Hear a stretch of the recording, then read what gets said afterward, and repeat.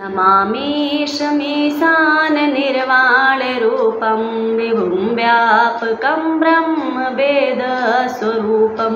निजं निर्गुणं निर्विकल्पं निरीहं चिदाकाशमाकाशवासं भजेऽहं निराकार ओङ्कारमूलं तुरीयं गिराज्ञानगोतीतमीशं गिरीशं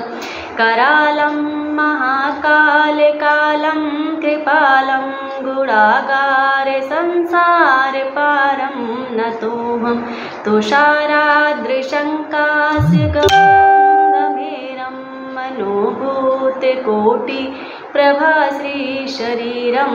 स्फुरन्मौलिकल्लोलिनीचारुगङ्गा लसद्भालबालेन्दुकण्ठे भुजङ्गा चलत्कुण्डलं शुभ्रनेत्रं विशालं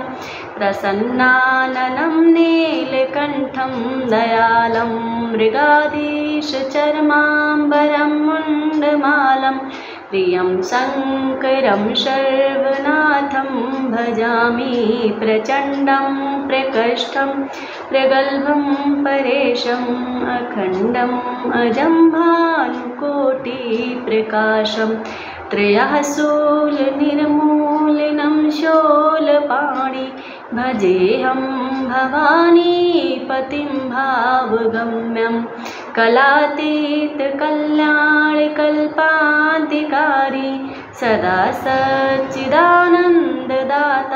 पुरारी चिदानन्दसन्दो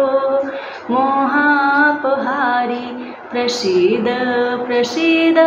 प्रभु मन्मथारि नयावादुमानाथ पादारविन्दं भजन्ति लोके परे वा नराणां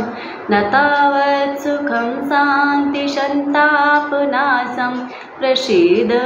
प्रभु सर्वभूताधिवासं न जानामि योगं जपं न यो पूजां न तोऽहं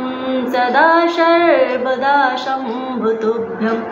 जराजन्म दुःखौघतप्यमानं प्रभु पाहि आपन्नमामीश शम्भो रुद्राष्टकम् इदं प्रोक्तं विप्रेणहर्तोऽस्य ये पठन्ति नरा भक्त्या तेषां शम्भो प्रसीदति। ॐ नमः शिवाय। ॐ नमः पार्वतीपतये हर हर महादेव शम्भो।